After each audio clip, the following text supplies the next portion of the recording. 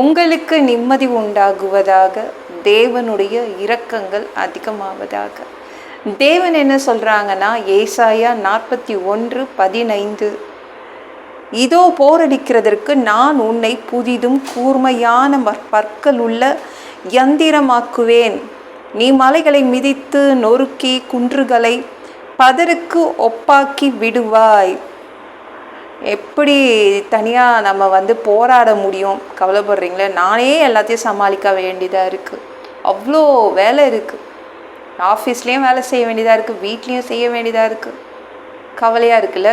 கஷ்டமாக இருக்குங்க. நான் தனியாக எப்படி இதெல்லாம் சமாளிக்கிறது? தேவன் சொல்கிறாங்க, உங்களையே யந்திரமாக்கிடுறேன், உங்களையே ஒரு மெஷினாக ஆக்கிடுறேன், உங்களையே ஒரு ரோபாட்டாக ஆக்கிடுறேன் அப்படின்றாங்க.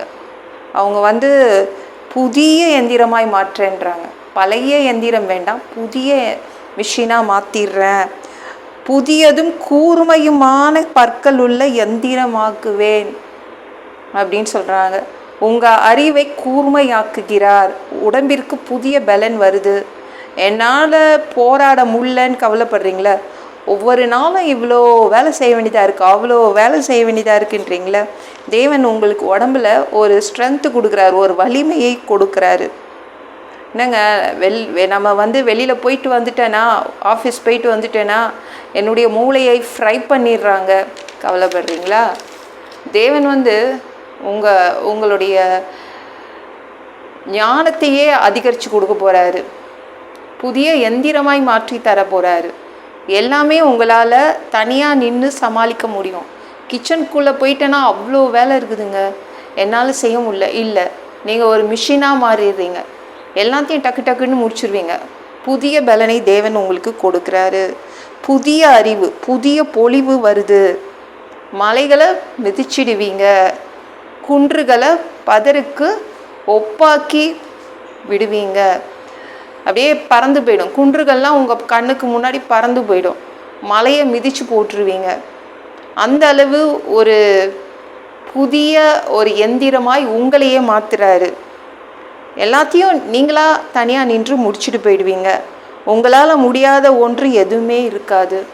உங்கள் முன்னாடி இருக்கிற அத்தனை மலையும் உடஞ்சி தூள் தூளாக மாறிடும். தேவன் அப்படி தான் சொல்கிறாங்க. நம்ம யோபு பயங்கரமாக புலம்புறாங்க. ஏன்னா அவங்களுக்கு ஒரு வியாதி வந்துடுச்சு.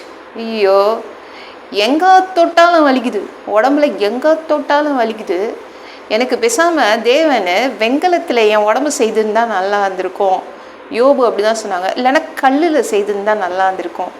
நம்ம தேவன் நம்மளை எதிலுங்க படைச்சாரு? மண்ணில் தானே படைச்சாரு. நம்ம யோபு புலம்புறாங்க பாருங்களேன். யோபு 6:12 சொல்கிறாங்க, என் பலன் கற்களின் பலனோ, என் மாம்சம் வெங்கலமோ அப்படின்னு கவலைப்படுறாங்க. என் உடம்புல சதைய ரத்தம் இருக்குது, இது எங்கே தொட்டாலும் வலிக்குது, கஷ்டமாக இருக்குது. இவ்வளோ பிரச்சனையை வச்சுக்கிட்டு நான் என்ன பண்ணுறது? தேவன் பேசாமல் எனக்கு வெங்கலத்தில் உடம்பு கொடுத்துருந்தா நல்லா இருந்திருக்கும், கல்லில் கொடுத்துருந்தா நல்லா இருந்திருக்கும். ஆனால் தேவன் எதில் கொடுக்குறேன்றாங்க? நான் உங்களை ஒரு மிஷினாகவே மாற்றிடுறேன், ரோபாட்டாக மாற்றிடுறேன்றாங்க. அதனால் நீங்கள் பெரிய மலை, உங்கள் முன்னாடி இருக்கிற மலை மாதிரி பிரச்சனைகள் எல்லாம் நீங்கள் சாதாரணமாக தாண்டி மிதித்து போயிடுவீங்க. தேவன் அப்படி தான் உங்களுக்கு வரம் கொடுக்குறாங்க. உங்களையே புதிய மிஷினாக மாற்றுறாரு. கவலைப்படாதீங்க, சரிங்களா? நம்ம யோபு ஆசைப்பட்டாங்க பார்த்தீங்களா? அது மாதிரி நம்மளை அவர் எந்திரமாக்குறாரு. அதனால் உங்கள் முன்னாடி இருக்கிற அத்தனை பிரச்சனையும் அத்தனை வியாதியும் எல்லாமே அப்படியே நீங்களாகவே சரி பண்ணிட்டு வெளில வந்துடுவீங்க. தேவன் அப்படி ஒரு புத்தி கூர்மையை கொடுப்பார். இந்த வீடியோ பிடிச்சிருந்துச்சுன்னா மற்றவங்களுக்கும் ஷேர் பண்ண மறக்காதீங்க. கர்த்தர் தாமே உங்களை ஆசீர்வதிப்பாராக. ஜெபம் பண்ணலாமா? அன்பு பிதாவே, உங்கள் பிள்ளைங்க உங்கள் பாதத்தில் வந்திருக்காங்கப்பா. சாமி, இரக்கம் செய்யுங்க, இறங்குங்கப்பா. உங்கள் பிள்ளைங்களையே நீங்கள் புதிய எந்திரமாய் மாற்றுகிறீங்க.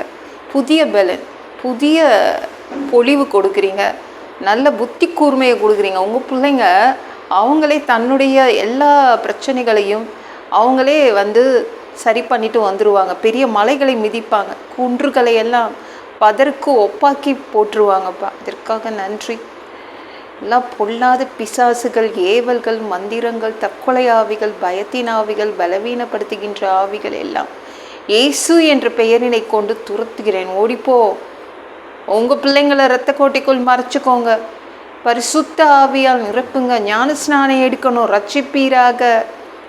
இயேசுவின் காயப்பட்ட தழும்புகளால் எல்லா வியாதிகளும், எல்லா பலவீனங்களும், கேன்சர் போன்ற வியாதிகளும் சரியாகுவதாக. பரம்பரை வியாதிகள் சரியாகுவதாக. பா, மனிதனாக பிறந்தா ஜீவ புஸ்தகத்தில் பேர் இருக்கணும். அப்படி இல்லைன்னா அந்த மனுஷனை பிடிச்சி நரகத்தில் தள்ளிடுவீங்க. தீ எரிகிற இடத்துல எப்படி போய் வாழ்கிறது? பரலோகத்துக்கு வர்றதுக்கு ஆசைப்படுறோம்பா. அடித்து உதச்சி திருத்தி எங்களை பரலோகத்துக்கு அனுப்பிடுங்க. கழுவப்படாத பாவங்கள் எங்ககிட்ட இருந்துச்சுன்னா நல்லா கழுவி, ரத்தத்தை கொண்டு கழுவி எங்களை பரலோகத்துக்கே அனுப்பிடுங்கப்பா. எந்த ஒரு இமைப்பொழுது நீங்கள் வருவீங்கன்னு இயேசுவை வணங்கி வணங்கி காத்துட்ருக்கோம். பரிசுத்தமாக வாழ்ந்து வாழ்ந்து காத்துட்ருக்கோம். அந்த ஒரு இமைப்பொழுதில் உங்களுக்கு ஒப்பான உடம்பு எங்களுக்கு கொடுக்கப்படும். அதை பெற்றுக்கொண்டு மதியமானதில் உங்களை சந்திக்க வருவோம். அந்த தருணத்தை நாங்கள் இழந்துடக்கூடாதுப்பா. ஒரு மனிதனால் பரிசுத்தமாக வாழ்கிறது முடியாத விஷயம். அதற்கும் உங்கள் உதவி கேட்டு வந்து நிற்கிறோம் அப்பா. சாமி உமக்கு நன்றி அப்பா. 7 வருட அந்தி கிறிஸ்து ஆட்சியில் விட்டுட்டு போயிடாதீங்க. பிசாசு நடத்தும் ஆட்சியில் விட்டுட்டு போயிடாதீங்க. 3வது தடவை கூட இந்த பூமிக்கு வருவீங்க. 1000 வருடம் அரசாட்சி செய்வீங்க. அந்த நல்லாட்சியை பார்க்க ஆசைப்படுறோம். எல்லாவற்றையும் ஒப்பு கொடுக்குறேன். இயேசுவின் மூலம் ஜெபம் கேளும் பிதாவே, ஆமென். நாளைக்கு பார்க்கலாம்.